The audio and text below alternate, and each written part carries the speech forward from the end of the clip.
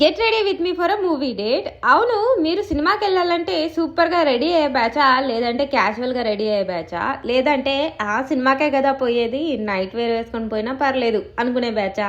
నేనైతే mid batch అనమాట. Casual dress కంఫర్టబుల్లే చూసుకుంటాను ఆల్మోస్ట్.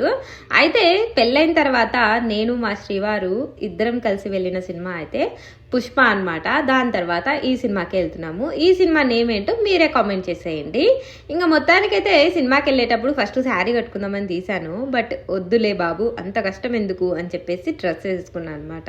అంటే శారీని కంఫర్ట్గా క్యారీ చేసే వాళ్ళు చాలామంది ఉండొచ్చు. బట్ మేమంతా న్యూ కమ్మర్స్. శారీ కట్టుకోవడం నేర్చుకున్నాం కానీ శారీలో కంఫర్ట్గా డే మొత్తాన్ని నడపడం మాత్రం అస్సలు తెలియదు అనమాట. సో మొత్తానికైతే సినిమా హాల్కి వచ్చేసాము. సినిమా హాల్కి వచ్చిన తర్వాత ఫస్ట్ మ్యాండేటరీ థింగ్స్ ఏంటి అంటే పాప్కార్న్, కూల్ డ్రింక్స్, పఫ్స్ ఇలాంటివి అనమాట. స్నాక్స్ లేకుంటే సినిమా చూడడం అస్సలు దిగదు కాని పని. నాకు తెలిసి నేను మాత్రమే కాదు, ఇలా సినిమా చూసేటప్పుడు ఖచ్చితంగా పాప్కార్న్ లేకుండా సినిమా చూడాలి అన్న ఫీలింగ్ లేకుండా ఉండే వాళ్ళు చాలా మంది ఉంటారు. అవును కదా? అవునైతే అసెంబుల్ అయిపోయేసి కామెంట్ సెక్షన్లో అవును అని కామెంట్ చేసేయండి. ఇంకా మొత్తానికైతే సినిమా చూసేసి ఇంటికైతే బయలుదేరిపోతున్నాము. ఇంటికి వెళ్తూ దారిలో అయితే జ్యూస్ తీసుకుందామని ఆగామన్నమాట.